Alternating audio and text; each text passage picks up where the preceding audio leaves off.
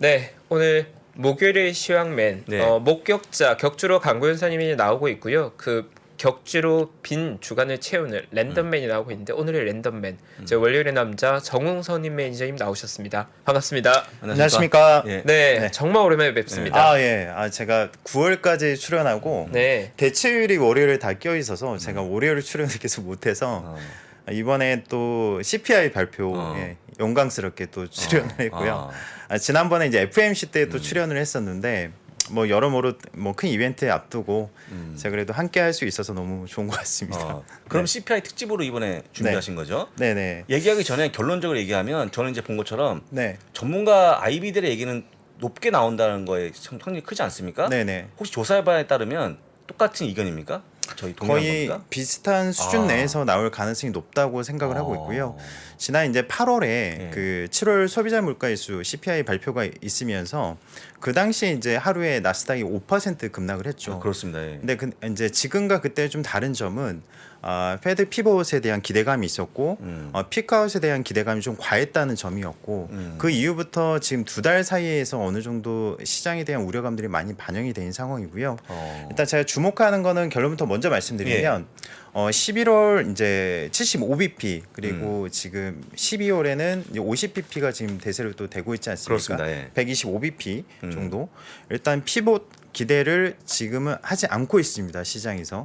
그래서 일단 앞서 이제 말씀드렸던 그 예상치 정도에 준하는 지표가 나온다면 뭐 시장 자체는 단기 하락률에 따른 반발 매수 효과는 좀 있을 것 같고요.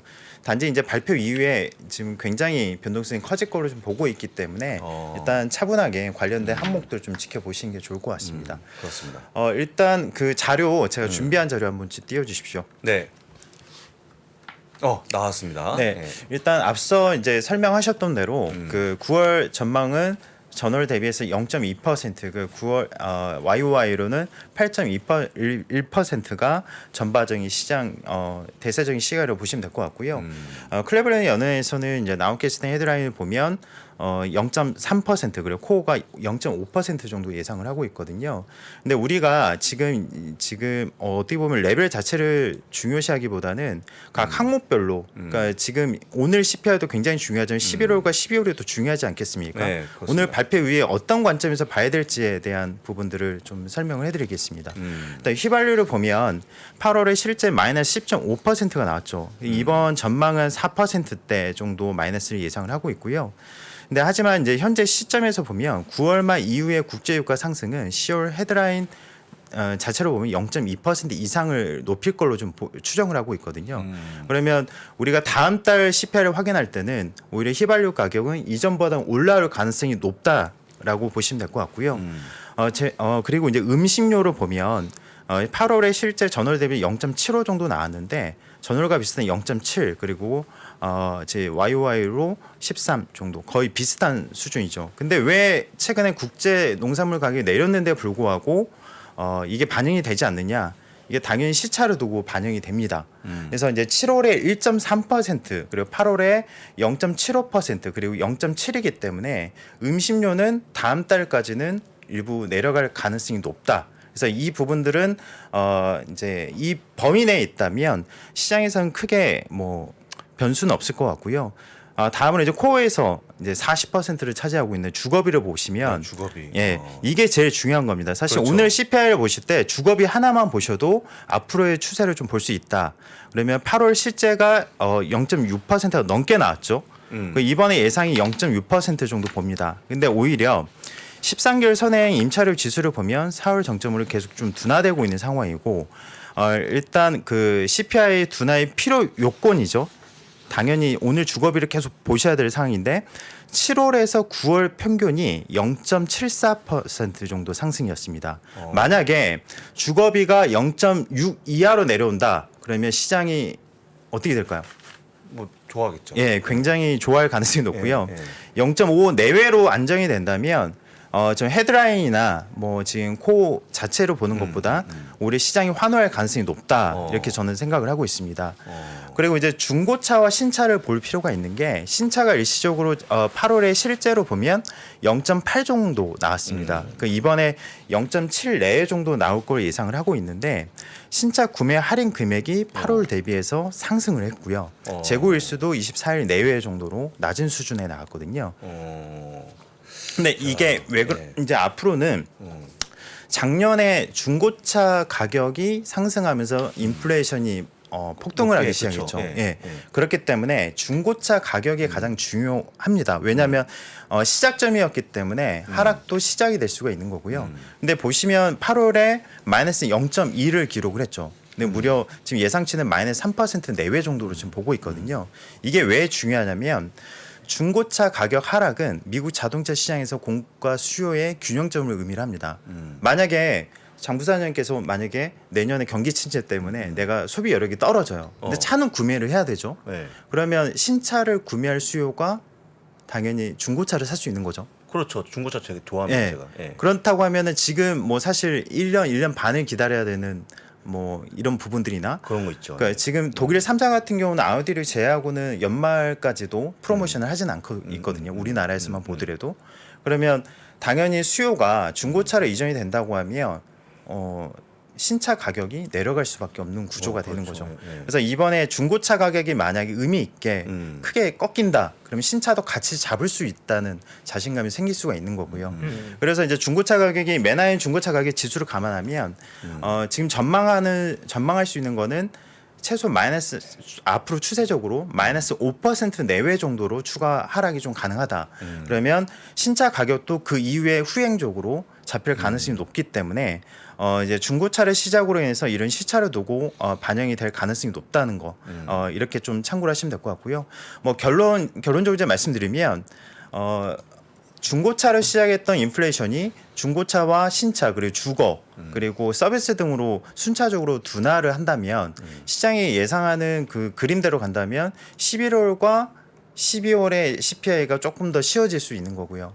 반대로 주거비가 이번 가중치에서 코어가 0.6에 0.7 이상이 나온다. 그러면 오늘 하락에 대한 부분들은 생각을 하고 있어야 될 것 같습니다. 뭐 결론적으로는 아까 말씀드렸지만 연준 패드 피봇에 대한 기대감이 완전히 접었기 때문에 시장에서는 그렇죠. 이전보다는 변동성이 물론 변동성이 있지만 이전의 그 극도의 변동성보다는 조금 더 완화될 수 있는 부분들이 있기 때문에 중립적으로 이제 지표 발표를 좀 지켜보자 이렇게 좀 말씀드리고 싶습니다. 예. 그 좀 준비를 많이 해 오셔갖고 좀 좋은 얘기가 있나 싶었는데 좋은 얘기가 하나도 없는 걸로 좀 확인되었습니다 지금. 그건 아니고요. 예, 지금 이제 만약에 주거비가 이 범위 내 렌즈 내에서 있다면 오히려 좀 긍정적으로 시장이 환호를 하면서 올라갈 가능성이 높다. 그리고 이제 이 부분이 좀 잡히게 흔들다면 이제 부정적인 또 스탠스를 보여줄 가능성이 높거든요. 그래서 한 가지 좀 추가로 좀 말씀드리면 지금 70년에서 82년 사이에서 인플레이션이 가장 극도로 올랐었던 그 구간을 보면 그 당시보다도 임대료 상승률이 6%를 넘지 않았거든요. 근데 지난 그 8월 물가지수 6.3%를 기록을 했죠. 그렇습니다. 이게 의미하는 바는 가장 역사적으로 가장 높은 임대료라는 거는 꺾일 수 있다는 거고요. 이제 이게 9월에 학기 시작이 있었기 때문에 물론 그 제가 누차 여러 번 강조해드렸던 게 내년 하반기 정도 돼야지 임대료가 좀 잡힐 수가 있다라고 말씀드렸던 게 보통 임차 기간이 1년을 잡잖아요. 그럼 9월 학기 시작 이전에 계약을 하더라도 내년 9월 이후부터 임대료가 잡힐 수 있는 부분이기 때문에 그리고 공실률로 보면 자가 공실률이 지금 굉장히 낮다. 뭐냐면 미국 같은 경우는 집을 팔기 위해서는 집을 먼저 비워줘야 됩니다. 비워줘야죠. 근데 이 공실률 0.8 정도 나오는데 평균적으로 1.6% 정도 나왔거든요. 그래서 이전에 제가 설명해드린 게 펜딩 세이즈나 일부 선행 지표들은 이미 하락을 하고 있지만 주택 가격 하락과 임대료 하락은 분명히 다른 개념이기 때문에 이 부분들이 의미 있는 하락이 나와야지 연준이 뭐 경제, 금융시장 안정과 이제 긴축을 같이 생각할 수가 있기 때문에 이 부분들을 좀 봐야 될 것 같고요. 저는 이제 어떻게 보면은 정치적인 이벤트가 이번 시장을 좀 뭐 예를 들면 반도체를 포함해서 일부 섹터에 대한 부분들까지도 크게 영향을 미친 게 아닌가 좀 보고 있거든요. 그래서 실례로 제가 이전에 이번 주가 하락은 제가 한 가지를 보고 있는 게 어떻게 보면 금융위기 직전에 금리가 5%를 단계 갔죠. 지금과 비슷하게 한 4% 정도 올랐었고, 근데 그 당시에는 저금리 구간이 대략 2에서 3년 정도였습니다. 근데 현재는 13년 이상을 저금리 상태에 있었죠. 그래서 이게 가장 좀 불안한 금융시장이 적응할 수 있느냐가 가장 이제 중요한 부분이었는데 최근 시장이 발작에 가까운 하락이 나왔던 이유는 영국발 쇼크가 이전에 제가 출연했을 때 말씀드린 대로 그런 예시처럼 흘러간 거죠. 저금리 상태에서 채권 매입을 레버리지 투자를 통해서 크게 그렇죠. 일으켰고 예. 이게 후행적으로 이제 정부가 커버를 할 수 있느냐. 그러면은 이제 이게 어떻게 보면 역사적으로 이런 케이스가 드물었기 때문에 시장이 불확실성에서는 가장 발작을 일으킬 수밖에 없는 상황이었고 이게 과매도를 좀 불러일으킨 게 아닌가 저는 생각을 하고 있고요. 뭐 영란에 벨리 총재 3일 남았다고 해서 하루 단위로 지금 뭐 국채 매입을 했다 혹은 뭐 종료대로 갈 거다. 오늘은 이제 않는다 뭐 이런 언급들이 나왔죠. 이런 발언들을 만약에 이번 구간이 시스템 리스크까지 불거지지 않고 무난하게 넘어간다면 오히려 시장은 반발 매수 효과가 다음 주 정도 좀 있을 가능성이 높지 않겠냐 저는 생각을 하고 있습니다. 참 영국이 되게 문제인 것 같아요. 영국이 지금 파운드가 다시 빠지고 있는데 다 올라간다고 그러네. 보니까 기사 보니까 뭐 영국의 파업도 많이 일어나고 있고 지금 네. 정전도 일어나고 있고 말씀하신 것처럼 재정이 너무 악화되고 하다 보니까 굉장히 어려워지고 있는데 어제는 저희가 또 얘기 듣지 않았습니까? 정말 최악으로 갈까요? 영국이 뭐 굉장히 뭐 네. 위기설. 일단 저는 어느 정도 좀 봉합은 된다고 생각을 하고 있지만 지금 일단 결과치는 겸허하게 좀 기다리고 있는 상황이고요. 일단 채권 시장 변동성은 이미 금리를 공격적으로 올리면서 이미 예정된 상황이었는데 그동안 어떻게 보면 영국 시장 자체가 영국 정부 자체가 지금 재정 상태가 굉장히 좋지 않은 상황에서 좀 불거진 이슈라서 더 커버하기 좀 힘들다는 게 대세적인 또 시각입니다. 그래서 일단 금리 인상 속도를 뭐 당장 늦출 수 있는 건 아니기 때문에 이 레버리지하는 부분들은 주시장 하락과 더불어서 비슷한 관점에서 좀 보긴 해야 될 것 같고요. 일단 최근에 사실 유럽에 대한 안 좋은 이슈는 사실 킹 달러에 대한 포지션을 극도로 어떻게 보면 강화시키는데 하나 일조했다고 보고 있거든요. 지난번에 제가 출연했을 때 이탈리아 총선이 있었고 유로 약세 부분들이 더 확실하게 부각시킬 만한 이슈들이 많았기 때문에 이런 이슈에서 시장이 좀 좌지우지됐다 이렇게 좀 생각을 하고 있습니다. 일단 이제 좀 전에 CPI 발표가 있었는데 평균적으로 보면 조금 전에 말씀을 좀 드렸는데 이제 PPI가 원래는 더 다음에 발표가 그러니까 되는데 왜 먼저 발표했어요? PPI가? 이게 1년에 몇 번 정도 있습니다. 그래서 자기 일단은 마음이군요. 네네. 그래서 일단은 9월 PPI가 먼저 지금 발표가 됐는데 어제 8.5%를 기록했습니다. 네. 전월에 8.7% 정도였기 때문에 PPI 역시 정점을 찍은 게 아니냐 이제 또 확인이 됐지만 예상치 8.4보다 높게 나왔거든요. 그리고 이제 전월 대비 0.4 정도 기록을 했고 예상치가 0.2%였습니다. 일단 여기서 확인 가능했던 거는 10분 가격이 이제 8월에는 마이너스 0.1% 정도 하락을 했었는데 플러스 전환이 됐고요. 에너지 가격 중에서는 가솔린 가격이 2% 하락이 됐었지만 난방유 가격이 10%나 급등이 나왔습니다. 그래서 일단은 최근에 좀 이슈가 되고 있는 거는 유럽은 괜찮은데 미국이 굉장히 좀 추워지고 있다. 근데 이게 제가 항상 좀 기후 변화에 좀 요즘 관심이 많은데 예전에 한 번도 침수를 당한 적이 있어서 이제 동네가 다 침수됐는데 일단 올 상반기 1월 정도 보면 유가가 어떻게 보면은 수요가 증가해서 올라왔던 부분도 있지만 추워서 한파 때문에 생산 차질 부분도 있었거든요. 그러니까 이제 미국 쪽에서 이런 부분들이 있다는 거는 또 우리 이번 겨울에 이 부분들을 또 살펴봐야 된다는 부분이고요.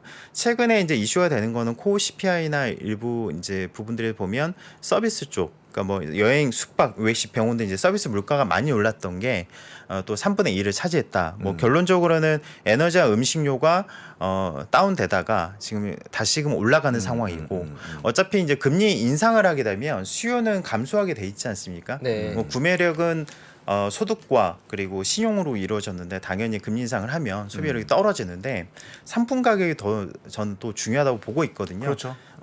과거 경험상 금리 인상만으로 인플레이션 잡은 적이 별로 없었기 때문에 그래서 어제 PPI는 그렇게 악재가 될 만한 상황은 아니었지만 그래도 예상치를 좀 벗어나긴 했기 때문에 오늘 CPI에 대해서도 굉장히 보수적인 시각을 봤던 이유가 아닌가 생각을 하고 있고요. 저는 이제 이번 구간은 예상치 정도 수준 내에서 나온다면 그래도 무리 없이 좀 지나간다 보고 있지만 결과치만 지금 몇 분 뒤에 좀 확인을 하고 제가 또 추가로 말씀 좀 드리겠습니다. 예. 잠깐 물 네. 한 잔 드시고 속보를 좀 전해드립니다. 속보. 제가 이제 파운드가 올라오다가 보니까 왜 그런가 봤더니 방금 기사가 나왔는데요.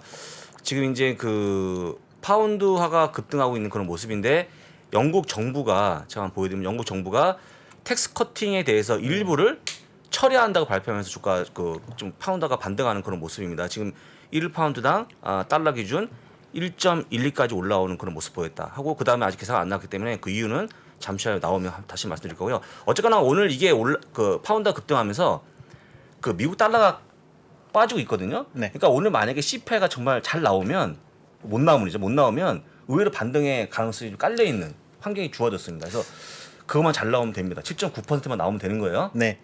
이전보다는 변동성이 좀 약할 거라고 저는 믿고 있기 때문에 좀 일단은 한번 보고 예, 자료 추가로 하나 예, 더 예. 보여주시죠. 네. 어제 이제 FMC 의사록이 있었습니다. 예, 중요한 거는 인플레이션이 수용할 수 없을 정도로 높고 예상보다 더 천천히 하락하고 있다고 주장을 했습니다. 서비스 수요 증가로 인해서 물가 하락이 느리게 진행되고 있다는 거였고요. 제가 이제 주목했던 거는 매우 불확실한 세계 경제 및 금융 환경에서 경제 전망에 대한 심각한 역효과의 위험을 완화하기 위해 추가 긴축 정책 속도를 조절하는 것이 중요할 것이라고 언급을 했습니다. 특히 위원들은 통화 정책 기조가 더욱 강화됨에 따라서 어느 시점에서는 경제 및 인플레이션이 미치는 영향을 평가하면서 적절하게 속도를 늦출 수 있다. 그러면 이제 페드 피봇에 대한 일말의 희망은 없었지만 이 부분들이 어제 FMC 의사록을 통해서 확인이 좀 가능했고요. 실제로 이제 달러 하락과 시장의 우려감을 좀 완화시키는 하나의 또 모멘텀이긴 했습니다. 일단 블레이너드 연준 부의장도 금리 인상이 필요하지만 경기에 대한 위험도 예의주시하고 있다고 발언했던 내용과 일부 비슷했고요. 이제 더불어서 연준 인사들 목소리가 향후 한 달간 시장에서는 실적 장소에 넘어가기 때문에 제한된 수준 내에서 영향을 미칠 가능성이 높지만 마지막 발언은 나쁘지 않았다는 게 이제 개인적인 좀 생각입니다. 자, 일단은 CPI가 지금 집계가 됐습니다. 지금 이제 8.2%가 나온 걸로 확인되고 있는데 지금 이제 전월 기준 0.4%가 숫자를 보니까 그러네요. 그래서 기사가 맞죠? 네, 맞습니다. 네, 맞습니다. 지금 선물 실시간 제가 보고 있는데 네. 방금 전까지 S&P 500 선물이 플러스 1%에서 지금 마이너스 1.7%.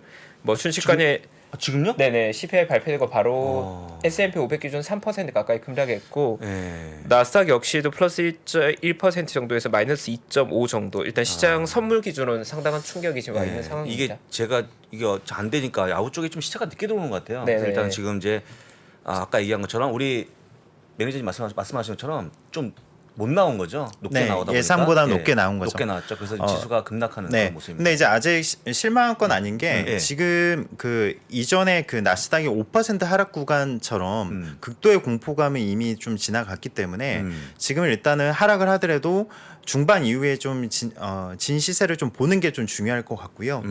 일단 뭐 결과치가 나왔기 때문에 예상 뭐 범위 내에서 크게 벗어난 건 아닙니다. 일단 세부 항목들은 제가 다음에 한번 좀 설명을 해드리도록 하겠습니다. 예, 그렇습니다. 그리고 갑자기 이제 기운이 쭉 네. 빠지네요.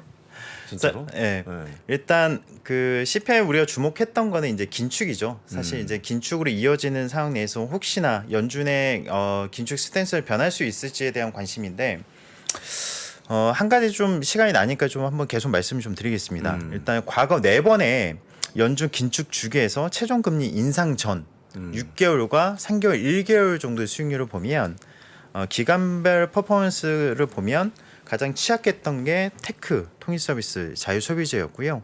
유틸리티나 헬스케어, 필수 비전은 당연히 올랐습니다. 근데 만약에 제가 이제 좀 주목하고 있는 거는 이제 11월에 75bp 자이언트스 때까지 마무리가 될 건데 향후 이제 그 수익률을 보면 예전에 최종금리 인상 전, 그러니까 내년 이제 1, 2월까지 인상은 하겠죠. 근데 그 이전에 보면 6개월 이전에 이제 커뮤니케이션 서비스를 보면 마이너스 4.69% 정도, 3개월은 마이너스 2.9, 그리고 1개월 전에 플러스 1.4% 정도로 돌아서기 시작했었거든요. 그래서 일단은 우리가 연준의 그 어떻게 보면은 스탠스를 변화시키기 힘든 것도 오늘 좀 확인을 했기 때문에 만약에 긴축 경로대로 간다고 하면 어느 시점에서 우리가 반등을 노리고 리밸런싱을 하거나 또 추가 매수를 하거나 혹은 신규 매수를 해야 되냐 혹은 만약 손절을 해야 되냐 뭐 여러 고민들이 좀 생길 수밖에 없는 거잖아요. 근데 지금 최종금리 수준을 우리가 미리 예측하기는 굉장히 힘들긴 하겠지만 그 가장 큰 굴곡은 4.4% 이상이 완성이 된 12월 정도로 본다고 하면 최근에 시장이 이전보다는 굉장히 빠르게 상승과 하락을 좀 반복을 하고 있기 때문에 그 이전에 이제 그 어느 정도의 시점 내에서는 반등이 한 번 정도 나올 가능성이 높다. 그래서 일단은 지금부터 현실적으로 그 시기를 좀 준비해야 되는 게 아닌가 생각은 하고 있습니다.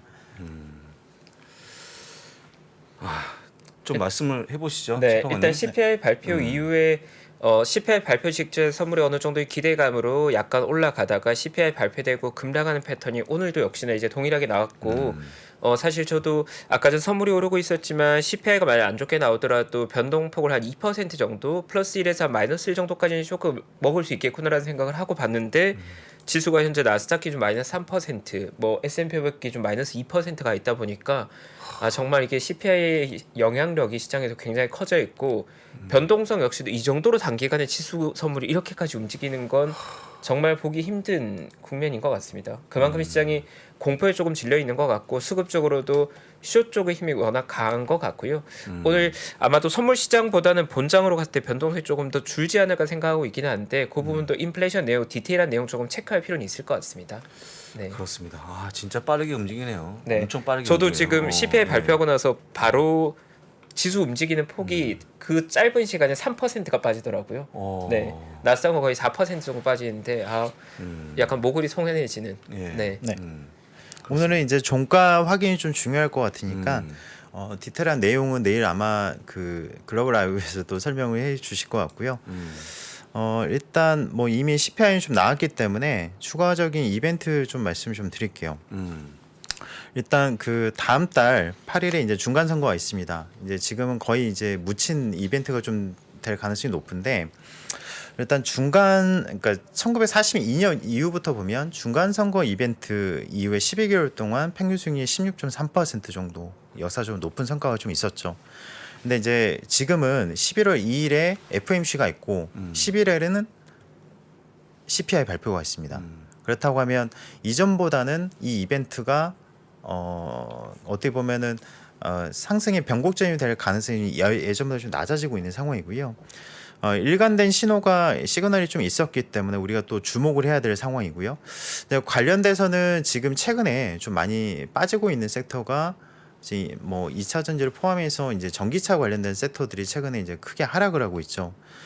근데 이제 그 인플레이션 감축법이나 일부 이제 의회 쪽에서는 하원과 이제 민주당은 상원에서 이길 걸 우위를 점할 걸 보고 있고 공화당은 하원을 좀 이길 걸 좀 보고 있거든요.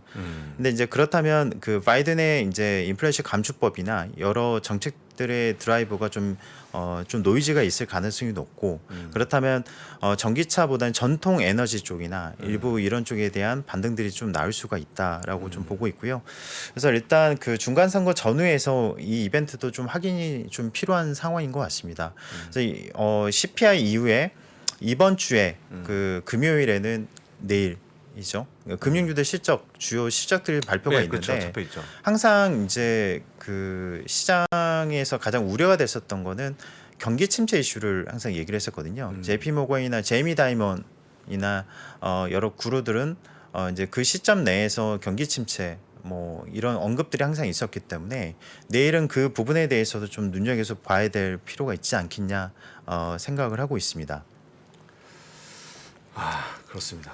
네, 일단 오늘 CPI 발표 날이다 보니까 저희 첫 코너부터 CPI 관련 내용 분석 이어가고 있는데 일단 결과가 나왔다 보니까 이건 저희가 받아들여야 될 것 같고요. 말씀하신 대로 11월에 역시나 첫째 주에는 중간 선거란 메인 이벤트가 있고 또 11월 또 초순에 CPI 발표 역시 예정되어 있기 때문에 그 부분도 좀 관전 포인트가 될 것 같습니다. 네, 오늘도 시장 잘 정리해 주셔서 감사합니다. 네, 감사합니다. 고맙습니다. 네, 감사합니다.